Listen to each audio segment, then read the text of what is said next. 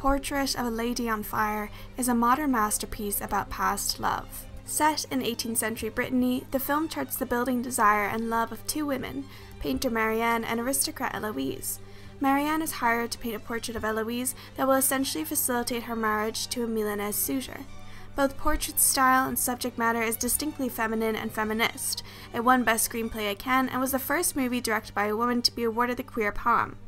This award-winning director is Céline Sciamma, an openly gay French director whose films deal heavily with themes of sexuality and gender, and Portrait is no exception. Sciamma, along with cinematographer Claire Maton, craft a unique lesbian gaze in which women are equal and have unique creative agency. Because of this, Portrait feels like a breath of fresh ocean air in a sea of male-dominated cinema. Unlike many period pieces that focus on power, hierarchy, and the political aspects of marriage in the central relationship, Portrait of a Lady on Fire relegates these to the background and chooses to focus on the burning desire of two women. It's clear from the beginning of the film that the story is about women and female agency. Marianne's canvases fall in the water and she halts, waiting to see if any of the men will take action. They don't, simply observing the canvas floating away while Marianne dives into the water in her full dress and saves the canvas. Having spent time at a convent in the sole presence of women, Eloise says, "Et puis c'est un sentiment doux à vivre, l'égalité." From the main characters to the community that surrounds them, women are equal. Unlike heterosexual couples where men are superior in a societal sense, this lesbian relationship is based on equality. Of course, there is a social hierarchy present among the women in that Eloise is an aristocrat, Marianne a painter, and Sophie a maid, but they do not act as such, taking part in activities communally. While all of them are constrained according to their sex, they experience freedom in varying degrees. Though Eloise is wealthy, she does not have some liberties the others are privy to. She is forced to be married off to live a family life, while Marianne is free to lead a career in painting, and Sophie is free to have sex outside of marriage. Once the Countess leaves, Eloise and Sophie swap activities. Eloise cooks while Sophie embroiders. This highlights the cross-class sense of community that the women share, bound by the experiences of womanhood.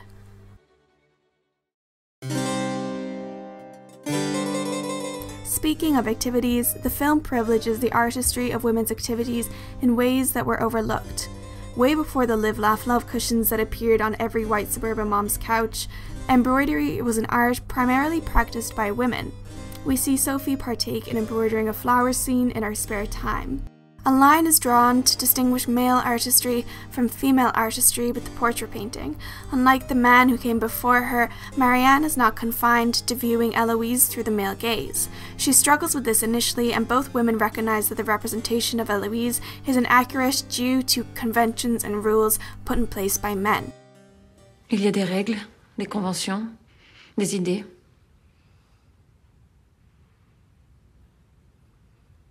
Vous voulez dire qu'il n'y a pas de vie? Pas de présence?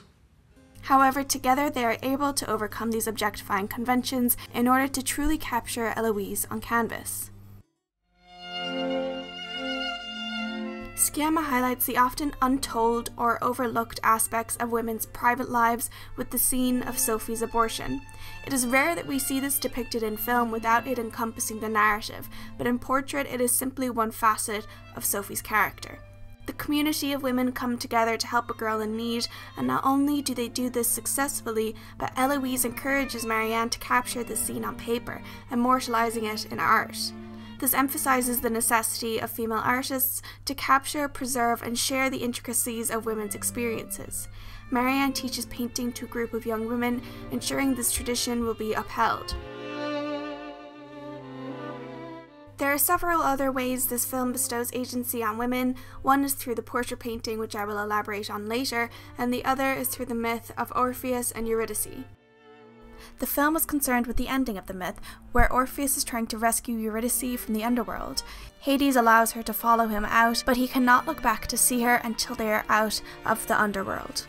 A few feet from the exit, Orpheus turns around and looks at Eurydice, and she's whisked back to the underworld.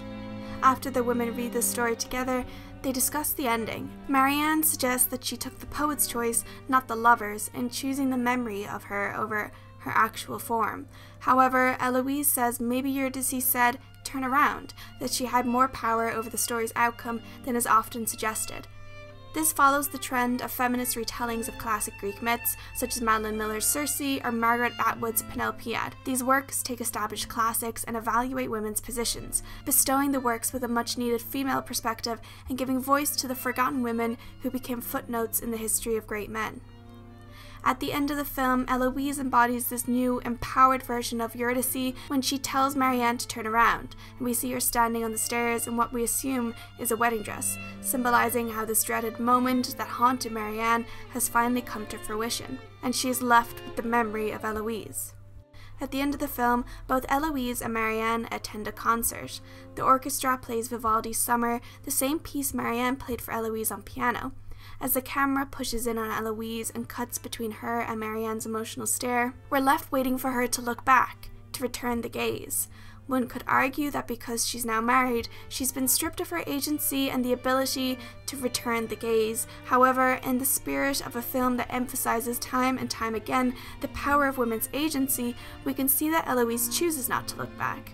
She chooses instead to preserve her memory of Marianne, or in other words, take the poet's choice, not the lover's.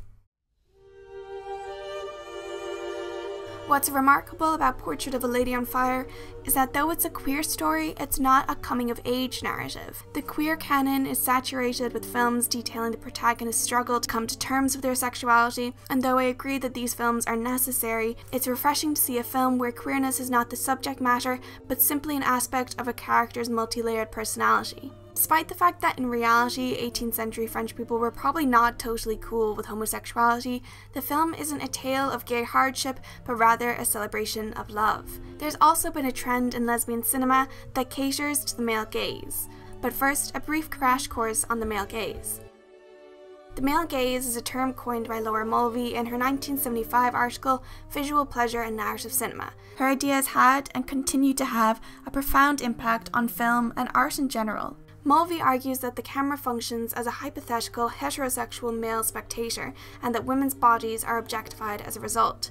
In this framework, women are valued for their appearance and sexual desirability rather than their personality and skills. Women are to be desired, but do not desire themselves. Lesbian films challenge this idea, but not always successfully. Several lesbian films directed by men, like Blue is the Warmest Color and The Handmaiden, have been criticized for objectifying their female characters in exploitative and unrealistic sex scenes. The author of the Blue is the Warmest Color graphic novel even said of the film, "It seems to me what was missing on set was lesbians." Sciamma focuses on the sensuous rather than the sexual. The eroticism of the film is rooted in emotional intimacy. She focuses on hands and eyes in her eroticism, with close-ups of tender gestures and longing lesbian looks permeating the film. A sense of intimacy comes through the camera as we see the nape of Eloise's neck from the point of view of Marianne, and these tender touches build a sensuality without veering into an overt sexuality. In fact, Sciamma omits sex scenes entirely from the film, substituting scenes that connotate intercourse, like this shot of fingers going into an armpit. The nudity in the film is also desexualized, framed as a natural state for women to be in. This is a far cry from the ceaseless sexualization of women's body parts from their butts to their boobs, and is a refreshing take on the female body. Seeing a lesbian film that doesn't partake in our culture's tradition of fetishizing lesbians from porn to period pieces is so refreshing and hopefully indicative of many more lesbian films that will be directed by lesbians. In a world ordered by sexual imbalance, pleasure in looking has been split between active male and passive female. These are the words of Laura Mulvey, the aforementioned critic who coined the male gaze. Portrait subverts this established binary through the myth of the muse. First, let's talk about the title of the film, The Portrait of a Lady on Fire in English, or Portrait de la jeune fille en feu in French. It invokes the titles of thousands of paintings that line the walls of galleries around the world, from Klimt's Portrait of a Lady to Van der Weyen's Portrait of a Lady to Titian's Portrait of a Lady. You get the point. One assumes that these ladies posed passively for their male artists, but Portrait of a Lady on Fire subverts these expectations and tells a very different story. The film has both a literal and figurative female gaze. The female gaze is literalized in the portraiture and artist-subject relationship of Eloise and Marianne. I really built my character as a journey between so being an object to being a subject. At the beginning of the film, Eloise is purely the subject of a male gaze. Her refusal to sit for the portrait is a refusal to subject herself to the gaze and be reduced to an object. She hides her face from Marianne behind hoods or scarves, and the camera remains firmly behind Eloise, shutting us out with Marianne. Sciamma has said that with the film she wanted to deconstruct the myth of the muse, that is, the idea that an active, typically male artist paints a passive female model. Marianne first operates under the assumption that the model is always passive. There is a turning point, however, when Marianne realizes that while she looks at Eloise, Eloise looks back. Pardonnez-moi, je n'aimerais pas être à votre place. Mais nous sommes à la même place. Exactement à la même place. This is not a one-sided gaze, but reciprocal, and highlights the agency female models have.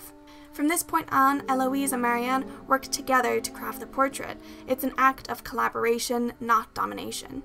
Ironically, we've known the power of the muse from the beginning of the film. It begins with close-up of hands sketching, then the scrutious gaze of young women sketching. Marianne poses for a portrait, but instructs the class on how to draw her, establishing the agency of the spectated and breaking the myth of the passive muse. From classical mythology to modern stereotypes, Portrait of Lady on Fire deconstructs conventional cinema and films it through a gay feminist lens. The refreshing take on age-old stories makes this film feel so fresh and exciting. From its style to its substance, Portrait is steeped in the love of the feminine. Céline Sciamma truly did it for the girls, the gays, and the gays.